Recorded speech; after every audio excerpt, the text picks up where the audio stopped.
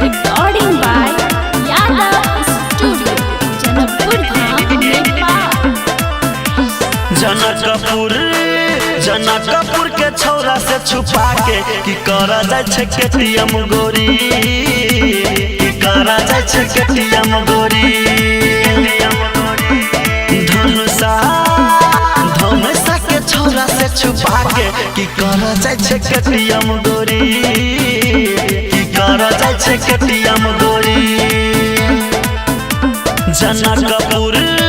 जनकपुर के छौरा से छुपा के की करा जाय छै केटीएम गोरी, की करा जाय छै केटीएम गोरी।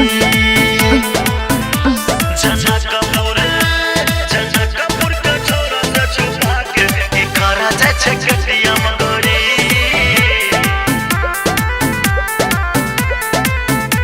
की करा जाय छै केटीएम गोरी।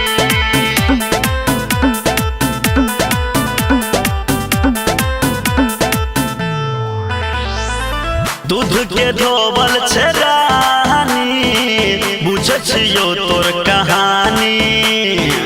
लवर संगे मोम खा के पोस्ट करे फोटो सटा के, पोस्ट करे फोटो सटा के।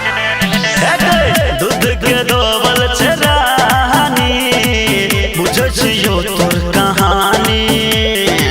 लवर संगे मोम खा के पोस्ट करे फोटो सटा के। पालन के टिकट कटा के की करा जाय छै केटीएम गोरी, की करा जाय छै केटीएम गोरी। जनकपुर के छौरा से छुपा के की करा जाय छै केटीएम गोरी, की करा जाय छै केटीएम गोरी।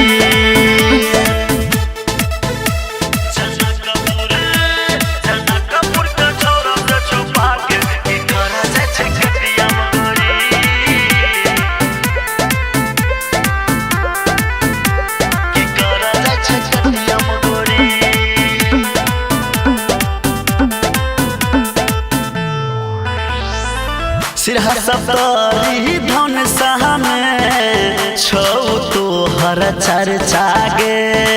तोरा में सुन महारानी छौ बहुते खर्चा गे, छौ बहुते खर्चा गे।